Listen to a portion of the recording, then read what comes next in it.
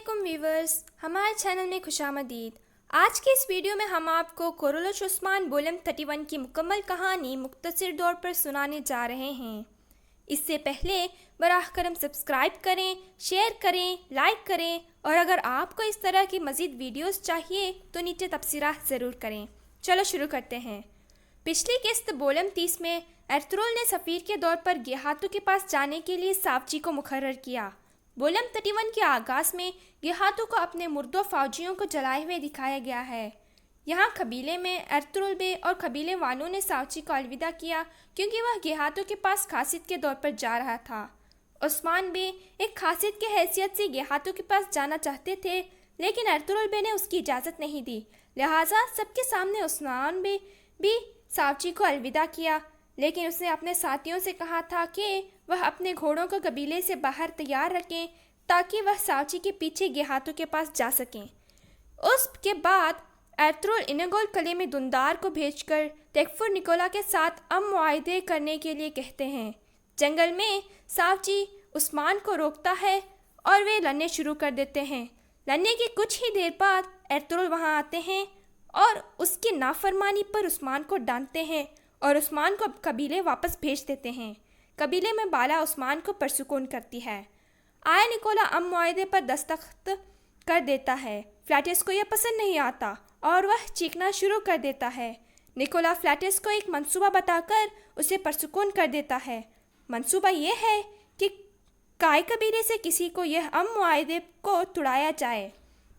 عثمان بے قمر الابدال سے ملنے کے لیے روانہ ہوتے ہیں اور قمر الابدال عثمان کو مدد کرنے کا وعدہ کرتے ہیں۔ ساوچی گیہاتو کے خیمے پر پہنچے اور اس کے پیچھے کھیلے ہوئے کھیل کی وضاحت کی اور انہوں نے گیہاتو کے بیٹے مونکے کو واپس دینے میں 3 دن کا وقت پوچھا اور وہاں سے روانہ ہوئے۔ راستے میں ساوچی کو معلوم ہوتا ہے کہ مونکے کو کہاں چھپایا گیا ہے اور اسے بچانے کے لیے روانہ ہوتے ہیں۔ بامسی ارطغرل بے کے دیے ہوئے ڈیوٹی کو پوری کر کے قبیلے واپس جانے کے لیے روانہ ہوتے ہیں۔ لینا اور گونجا بیماریوں کو ٹھیک کرنے اور طاقت حاصل کرنے میں لوگوں کی مدد کرتے ہیں۔ علاج کے دوران لینا فلاٹس کو اس کی طرف دیکھتا ہوا دیکھتی ہے، لہٰذا وہ جلدی میں اس جگہ سے نکل جاتی ہے۔ فلاٹس اس کا پیچھا کرتا ہے لیکن لینا اس کو خنجر فلاٹس کی گردن میں ڈال دیتی ہے۔ تھوڑی دیر کی گفتگو کے بعد فلاٹس کو چھوڑ دیتی ہے۔ نکولا کا ایک سپاہی ایک رومن شخص کو بہت بری طرح سے پیٹ رہا تھا۔ گوکتک آ سپاہی کو روکتا ہے لیکن سپاہی گوکتک سے لڑنے لگ جاتا ہے اور وہ زخمی ہو جاتا ہے۔ فلاٹس اور دندار وہاں آتے ہیں۔ وہ سپاہی اور رومن آدمی سے پوچھ گچھ کرتے ہیں لیکن رومن شخص گوکتک کے خلاف کہتا ہے اور فوجی کی حمایت کرتا ہے۔ گوکتک حیرت زدہ ہو جاتا ہے۔ یہ سب منصوبہ تھا جسے نکولا اور فلاٹس نے بنایا تھا، جس میں گوکتک شکار ہوتا ہے۔ اصول کے مطابق دندار نے گوکتک کو قید کر دیا۔ اگر سپاہی کی موت ہو جائے تو گوکتک کو پھانسی دے دی جانی چاہیے، لہٰذا فلاٹس آہستہ آہستہ سرائے میں جاتا ہے اور سپاہی کو مار دیتا ہے۔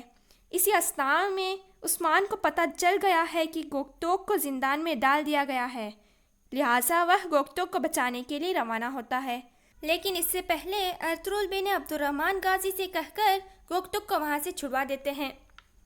جب نکولا سوگت پہنچتا ہے اور ارطغرل سے ملتا ہے تو خبر آتی ہے کہ گوکتک زندان سے فرار ہو گیا ہے۔ نکولا حیران اور غصہ ہو جاتا ہے۔ دوسری طرف فلاٹس نکولا کے کہنے پر عثمان پر گھاٹ لگا کر حملہ کرنے کی کوشش کرتا ہے تاکہ اسے اپنے آل گوکتک کو بچانے سے روک سکے۔